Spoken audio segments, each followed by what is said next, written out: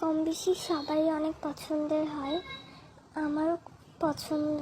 তো সেই দিন রাতে আমরা 2টা মাছের লেজ সাথে রসুন আর পেঁয়াজ মরিচ সব একসাথে ভেজে নিয়েছিলাম। আর ভাজা সব কিছু ভেজে নেওয়ার পর মাছটাকে আমি পাটায় বেটে নিয়েছিলাম হালকাভাবে, কারণ ইলিশ মাছের লেজে অনেক বেশি কাটা থাকে। তারপর সবগুলোকে একসাথে মরিচ টরিচ আর পেঁয়াজ টেয়াজ সব একসাথে মাখাই নিয়ে ভর্তাটা করে ফেললাম। আর ভর্তা একটু ঝাল ঝাল হলে বেশি মজা লাগে খাইতে, তাই আমি একটু মরিচের পরিমাণ একটু বেশি দিয়েছিলাম। তারপর সরিষার তেল দিয়ে সব কিছু একসাথে ভালোভাবে মিক্স করে নিয়েছিলাম। এটা এত সুন্দর লাগছিল দেখতে। আর এইদিকে আমি একটু শাক ভর্তাও করেছিলাম ঝাল ঝাল করে।